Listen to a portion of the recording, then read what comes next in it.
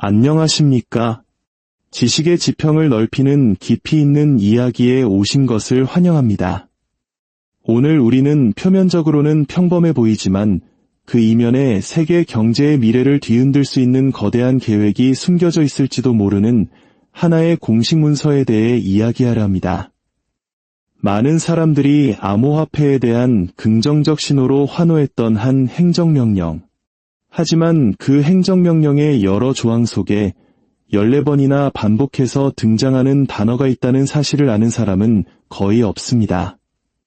바로 금입니다. 이처럼 숨겨진 진실을 파헤치는 여정에 동참하고 싶으시다면 잠시 시간을 내어 구독과 좋아요를 눌러주세요.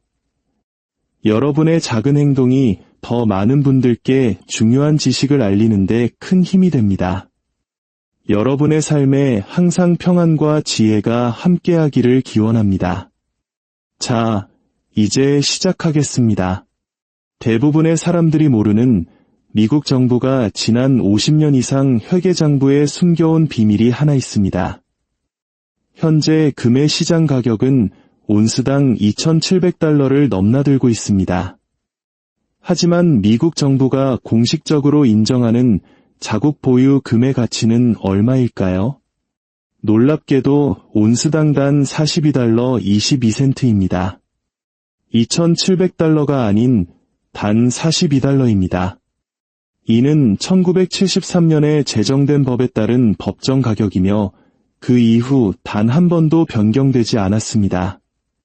미국 정부는 약 8,133톤, 즉 2억 6,100만 온스의 금을 보유하고 있습니다. 공식 가격인 42달러로 계산하면 그 가치는 약 110억 달러에 불과합니다. 재무부의 대차대조표에 기록된 금액이 바로 이것입니다. 하지만 현실은 다릅니다. 현재 시장 가격인 2,700달러를 적용하면 똑같은 양의 금의 가치는 7천억 달러가 훌쩍 넘습니다. 정부는 7천억 달러의 가치를 지닌 자산을 보유하고 있으면서도 장부에는 고작 110억 달러로 기록하고 있는 것입니다. 약 6,900억 달러라는 어마어마한 차액, 이 숨겨진 가치는 포트녹스와 웨스트포인트, 그리고 뉴욕 연방준비은행 금고 깊숙한 곳에서 잠자고 있습니다. 여러분은 이것이 그저 복잡한 회계 처리일 뿐 현실 세계와는 무관하다고 생각하실 수도 있습니다. 하지만 바로 이 가격 차이가 정부의 거대한 자산 재평가 계획을 가능하게 만드는 핵심 열쇠입니다. 정부는 원하기만 하면 언제든지 금의 공식 가격을 변경할 수 있습니다. 이것은 시장의 결정이 아닌 순수한 정책적 결정입니다. 그들은 과거에도 여러 번 금 가격을 인위적으로 변경했습니다. 1934년 온스당 20달러 67센트에서 35달러로, 1972년에는 35달러에서 38달러로, 그리고 1973년 지금의 42달러 22센트로 말입니다. 매번 의회의 법안 통과나 대통령의 행정명령이라는 간단한 절차만으로 가능했습니다. 금의 공식 가격은 수요와 공급이 아닌 법으로 정해집니다. 그리고 법은 언제든 바뀔 수 있습니다. 특히 정부가 37조 달러라는 상상조차 힘든 빚더미에 앉아 갚을 길이 보이지 않을 때는 더욱 그렇습니다. 이것이 단순한 추측이 아니라는 것을 보여주는 역사적 선례가 있습니다. 1933년 4월 5일 대공황의 그림자가 짙게 드리웠던 시절 프랭클린 루스벨트 대통령은 행정명령 6102호에 서명합니다. 이 명령은 모든 미국 시민에게 그들이 소유한 금을 연방준비은행에 반납하라고 요구했습니다. 기한은 단 30일. 불응할 경우 10년의 징역과 1만 달러의 벌금에 처해졌습니다. 이 이야기는 많은 한국인들에게 1997년 IMF 외환위기 당시에 금 모으기 운동을 떠올리게 할지도 모릅니다. 우리 국민들은 국가를 살리기 위해 장롱 깊숙이 보관했던 결혼반지와 돌반지까지 자발적으로 내놓았습니다. 이는 위기 극복을 위한 국민적 희생과 단결의 상징이었습니다. 하지만 1933년 미국에서 일어난 일은 그 본질이 완전히 다릅니다. 자발적 희생이 아닌 정부에 의한 강제적인 자산 몰수였습니다. 대부분의 미국인들은 정부를 믿고 경제를 살리기 위한 일시적인 비상 조치라고 생각하며 금을 반납했습니다. 정부는 당시 공식 가격이었던 온스당 $20 67센트를 지불했습니다. 그렇게 정부가 미국 내 대부분의 민간 보유금을 확보한 지 9개월 후 1934년 1월 루스벨트는 금 보유법에 서명합니다. 이 법은 모든 금의 소유권을 정부, 즉 재무부로 이전시키고 대통령에게 금 가격을 재평가할 권한을 부여했습니다. 그리고 루스벨트는 즉시 그 권한을 사용했습니다. 새로운 금의 공식 가격은 온스당 $35, 하룻밤 사이에 70% 가까이 폭등한 것입니다. 이 조치로 재무부의 금 보유고 가치는 $40억 달러에서 $68억 달러로 급증했습니다. 단순히 숫자를 바꾸는 것만으로 $28억 달러라는 막대한 가치를 창출한 것입니다. 하지만 진짜 효과는 통화 가치에서 나타났습니다. 달러의 가치를 금에 연동시켰던 당시 금 가격의 인상은 곧 달러 가치의 급격한 하락을 의미했습니다. 달러는 금 대비 40%나 평가절하되었고 정부의 모든 부채는 달러로 표시되었기에 실질적인 부채 부담 역시 40%나 줄어들었습니다. 정부는 화폐 가치를 떨어뜨리는 방식으로 막대한 빚을 사실상 지워버린 것입니다. 금을 반납했던 시민들은 어떻게 되었을까요? 그들은 온스당 $20를 받고 금을 넘겼지만 그 금의 가치가 $35로 뛰어오르는 것을 지켜봐야만 했습니다. 다시 금을 살 수도 없었습니다. 미국 시민의 금 소유는 1974년까지 무려 41년간 불법이었기 때문입니다. 정부는 국민의 협조를 얻어 합법적으로 그들의 부 40%를 약탈했습니다. 이것은 먼 옛날 이야기가 아닙니다. 이것이 바로 그들의 플레이북이며 지금 다시 사용될 준비를 하고 있습니다. 이제 문제의 행정명령을 자세히 들여다보겠습니다. 공식 명칭은 디지털 금융기술 분야에서 미국의 리더십 강화. 제목 때문에 모두가 비트코인에만 주목했습니다. 하지만 문서를 실제로 읽어보면 금이라는 단어가 14번이나 등장합니다. 핵심 조항들을 살펴보겠습니다. 2조 비항, 재무부 장관은 디지털 자산과 통화용 금속을 포함하되 이에 국한되지 않는 전략적 준비 자산의 취득, 보관 및 관리를 위한 프레임워크를 개발해야 한다. 통화용 금속, 이것은 명백히 금을 의미합니다. 단순히 보유가 아닌 취득을 위한 프레임워크를 개발하라고 명시하고 있습니다. 3조 시향, 재무부 장관은 보유 중인 전략 자산에 대한 평가 방법론을 수립해야 하며 이러한 평가는 시장 상황과 국가 안보적 고려 사항을 모두 반영해야 한다. 국가 안보적 고려 사항을 반영하는 평가. 이것은 시장 가격이 아닌 정부의 필요에 따라 가격을 설정하겠다는 의미로 해석될 수 있습니다. 4조 A항, 전략적 준비 자산은 국가 경제 안정성과 부채 지속 가능성에 대한 기여도를 반영하기 위해 주기적으로 재평가될 수 있다. 바로 이 부분입니다. 부채 지속 가능성을 위한 재평가 권한. 그들이 무엇을 하려는지 정확히 말해주고 있습니다.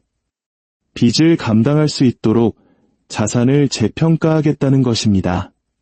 그리고 가장 결정적인 조항, 5조 D항입니다.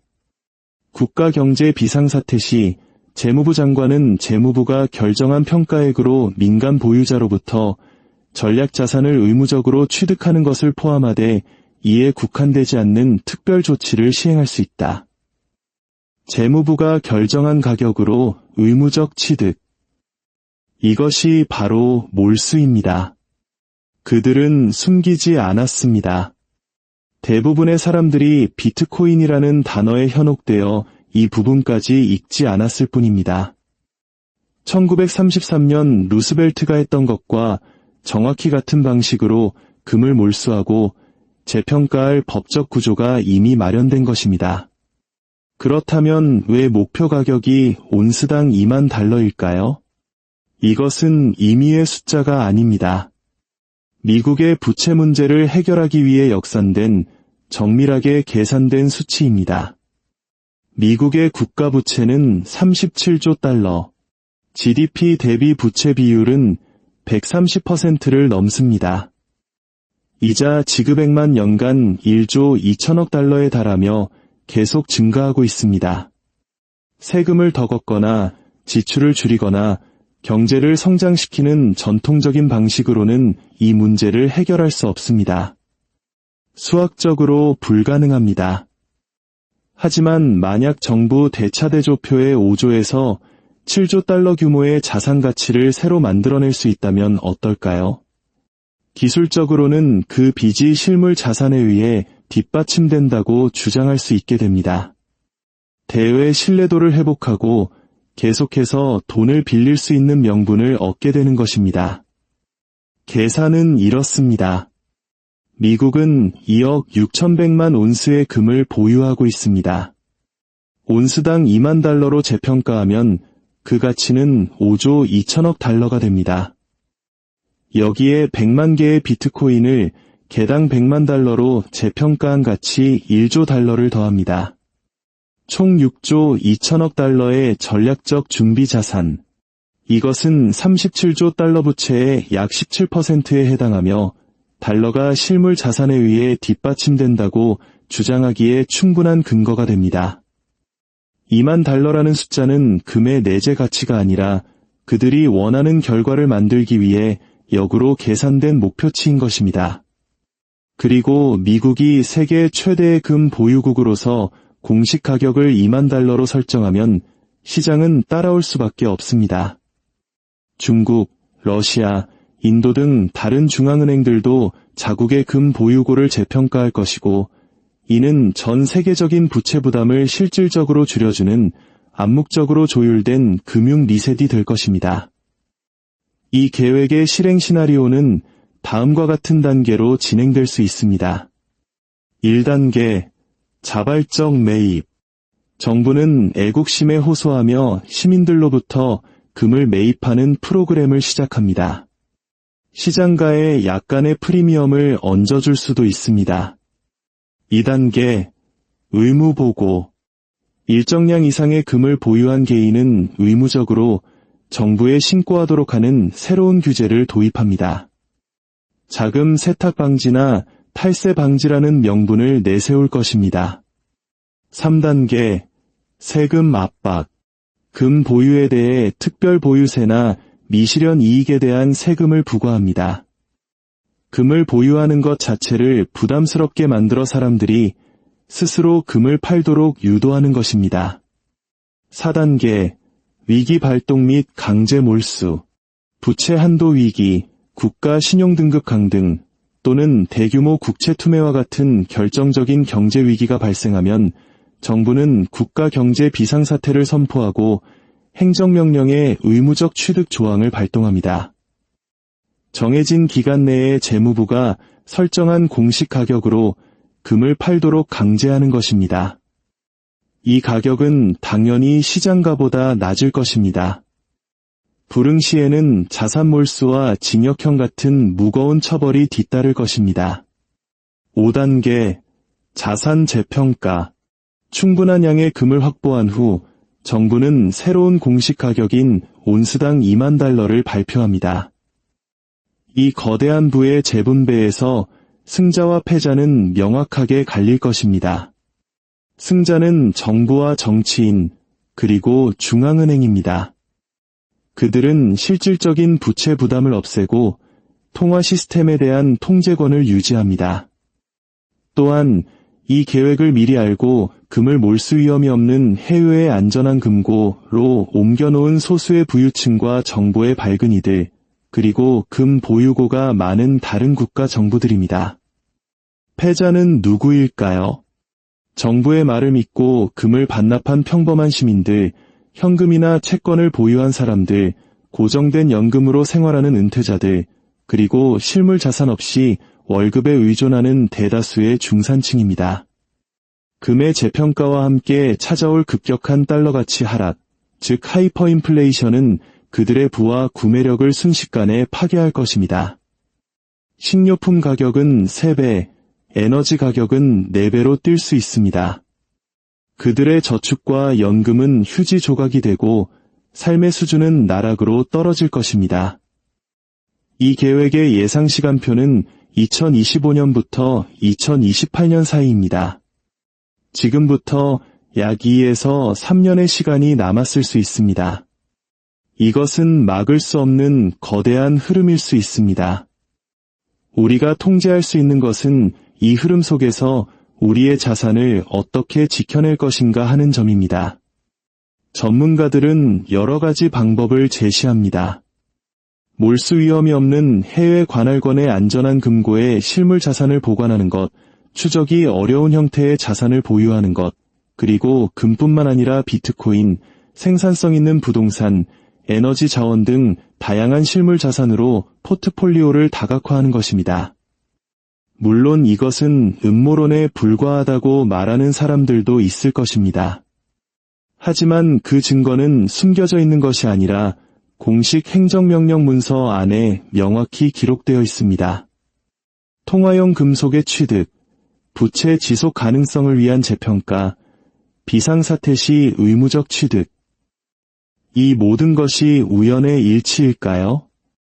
1933년의 플레이북은 지금 이 순간에도 반복되고 있습니다. 사용되는 언어와 메커니즘, 그리고 그들이 처한 상황이 놀라울 정도로 유사합니다. 그들에게 남은 유일한 탈출구는 바로 이것일지도 모릅니다. 공식 가격 2만 달러를 발표하고 달러의 가치를 파괴함으로써 부채를 지워버리는 것. 이 거대한 변화의 소용돌이 속에서 우리는 보호받을 것인가, 아니면 파괴될 것인가. 그 갈림길에는 중간지대가 없을지도 모릅니다. 선택은 우리 각자의 몫입니다. 오늘 이야기는 여기까지입니다. 부디 이 정보가 여러분의 미래를 대비하는데 작은 등불이 되기를 바랍니다. 여러분의 삶에 항상 평안과 지혜가 가득하기를 기원합니다.